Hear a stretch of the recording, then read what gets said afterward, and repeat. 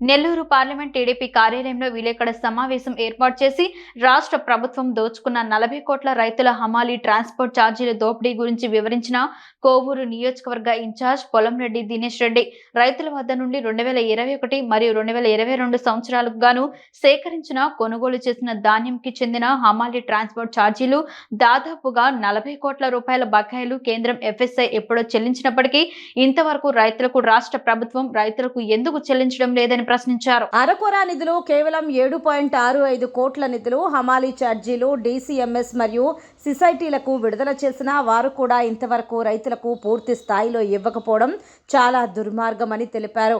DCMS పరిధిలోకి వచ్చిన 2.14 కోట్ల నిధుల్లో ఒక్క రూపాయి కూడా రైతులకు చేరకపోవటం, ఆ నిధులు ఏమైపోయాయి, ఎవరి జోబులోకి వెళ్ళాయి అనేది అనుమానం వస్తుంది. అసలు ప్రసన్న కుమార్ రెడ్డికి డీసీఎంఎస్కి ఉన్న సంబంధం ఏమిటి, ఎందుకు రైతుల బకాయిల విషయంలో పట్టించుకోవడం లేదో అర్థం కావడం లేదని తెలిపారు. జిల్లా కలెక్టర్కి రైతు నాయకులు అనేకసార్లు ఫిర్యాదు చేసిన తరువాత వచ్చిన విచారణ కమిటీకి కూడా నిజాలు తేల్చి డీసీఎంఎస్ డబ్బులు రైతులకు ఇవ్వాలని తేల్చి చెప్పినా కూడా రైతులకు ఇవ్వకపోవడం వెనుక ఉన్న కుట్ర ఏమిటి అని, ఈ దోపిడీ ఎవరు చేస్తున్నారని ప్రశ్నించారు.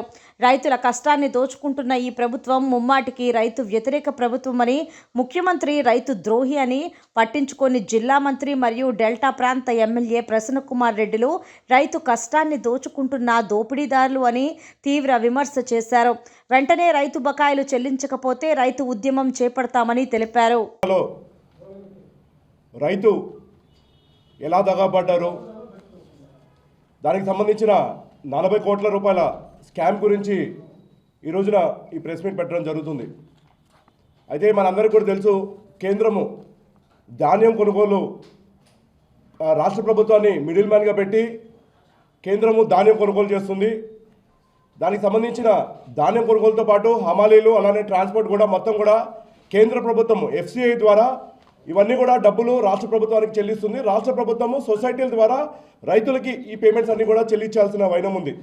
అయితే జగన్మోహన్ రెడ్డి గారు ఆచరణలోకి వచ్చేసరికి రైతు ప్రభుత్వము, నేను రైతులకి ఎప్పుడు కూడా అండగా ఉంటాము, రైతులకి మేము చేసిన మేలు ఎవరు కూడా చేయలేదని చెప్పిన జగన్మోహన్ రెడ్డి గారు వాస్తవానికి అవన్నీ కూడా ఎక్కడ కూడా జరగట్లేదు.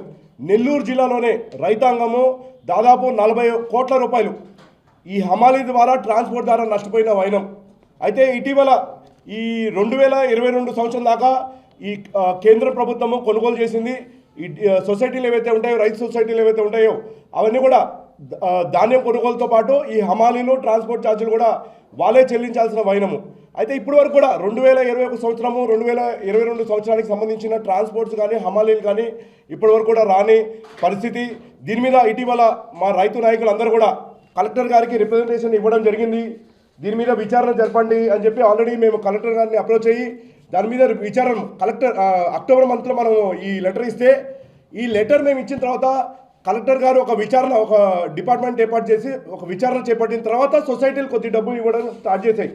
మొత్తము 40 కోట్ల రూపాయలు ఇప్పటి వరకు 2021 సంవత్సరానికి కానివ్వండి 2022 సంవత్సరానికి కానీ ఎఫ్సిఐ ఆల్రెడీ రాష్ట్ర ప్రభుత్వానికి ఇచ్చింది. అందులో రాష్ట్ర ప్రభుత్వము మన జిల్లాకు సంబంధించి 7,14,00,000 రూపాయలు కేటాయించడం జరిగింది. అందులో డీసీఎంఎస్కి వచ్చి 2,14,00,000 రూపాయలు డీసీఎంఎస్కి ఇచ్చాయి. అలానే ఇతర సొసైటీలకి 5 కోట్ల రూపాయలు ఇవ్వడం జరిగింది. మొత్తము 7,15,00,000 రూపాయలు ఇప్పటికే రాష్ట్ర ప్రభుత్వం ఇవ్వడం జరిగింది. మిగతా అమౌంట్ ఏదైతే ఉందో అది ఇంకా కూడా అక్కడి నుంచి రావాల్సిన పరిస్థితి ఉంది. అయితే ఈ డబ్బులు వాళ్ళకి వచ్చినా కూడా, సొసైటీకి వచ్చినా కూడా ఇప్పటివరకు రైతులకు ఎవరు కూడా ఇవ్వలేదు. మేమే అడిగిన తర్వాత ఈ కలెక్టర్ గారు విచారణ చేపట్టిన తర్వాత కొద్ది డబ్బులు కొన్ని సొసైటీలు ఇవ్వడం స్టార్ట్ చేశాయి. అయితే ఇంకా కూడా చాలా